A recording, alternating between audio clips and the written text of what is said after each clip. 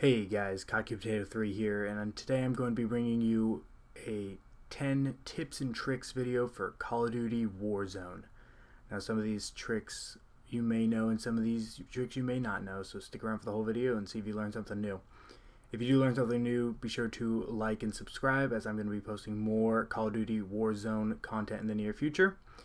Alright, so let's get right into this and see if you guys learn some new tricks that can get you to that great Warzone victory that everybody wants. Alright, the first tip I'm going to be talking about today is custom loadouts. Now, you're going to want 3 loadouts. Your first one's going to be an AR loadout, similar to mine, but with whatever AR you like. I personally rock with the Grenadier barrel, the canted hybrid sight, no stock for mobility, 60 round mags, which is a must, and I like the Merc foregrip because I hip fire a lot. And I use the Desert Eagle, but that doesn't really matter as much. Perks, I use Cold-Blooded, High Alert, but Ghost is a great second option. And finally, I personally use Tune-Up because that shortened revive time can come in clutch a lot of the times. Alright, moving on to the next class, which is your Sniper class. Now, on my Sniper, I use the AX50 with Monolithic Suppressor, this barrel for range, some damage range, and a thermal sight, which is a must. I like the one that can do 12.1 times zoom because I like to be able to reach out and shoot people from a ways away.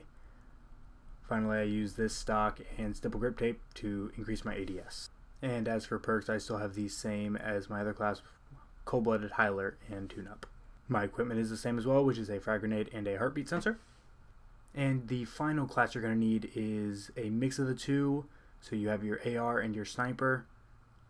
And then instead of having High Alert or Ghost, you'll have Overkill, so you can have the AR and Sniper, and the equipment will be the same.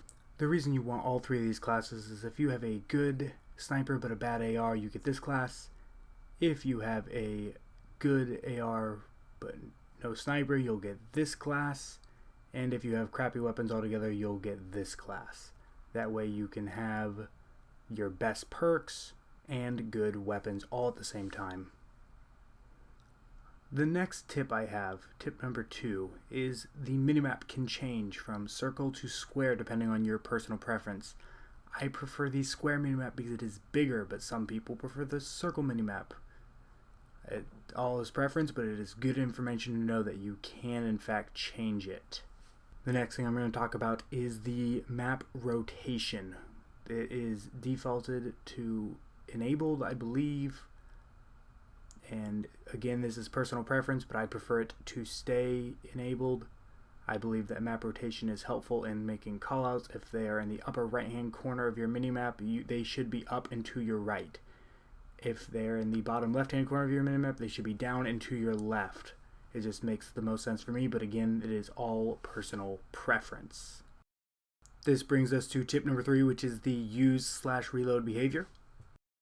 By default, it is tap to reload, which is great for firefights, but not so good for looting. The better option is contextual tap, which will make it so you will tap to reload if there are no weapons to pick up, or tap to pick up a weapon if there are weapons to pick up. Alright, for tip number 4, let's move on to some actual gameplay tips. If you didn't know already, you can pull your shoot, cut your shoot, and pull out your pistol and start shooting people before you even land. Now, this might be incredibly difficult to do in the Battle Royale genre, as you are only given a pistol to do it, but in Plunder, you are given your AR, and you can just mow people down from the sky. Moving on to tip number 5. Missions. There are a lot of things people don't know about missions. Let's talk about the bounty mission. For bounty missions, there are 3 ways to make money. You can either kill your bounty, someone else can kill your bounty, or if somebody is hunting you, just survive the bounty time frame. Another crazy thing with the recon mission, you get a special thing called Circle Peek. That makes it so you'll be able to see the next zone when you cap the objective, and this can stack until the final circle, so you can see all the zones.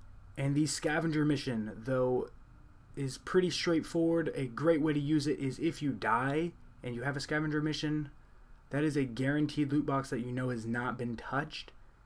So it is good to be able to go in there and get generally decent loot, and usually by the third crate you're getting something like gas masks, which are incredibly clutch in the end of the game.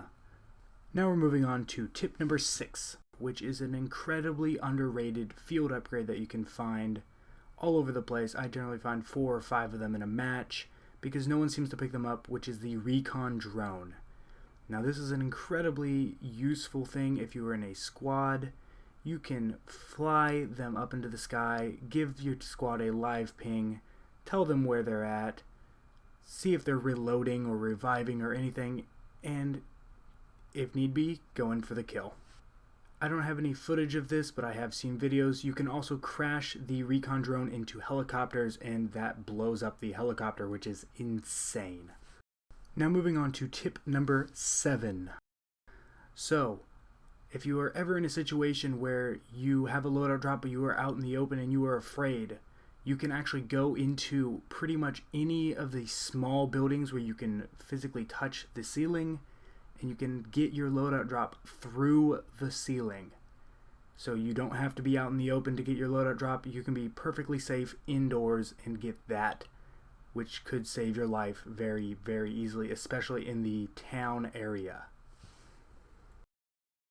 Moving on to tip number 8, and that is about UAVs.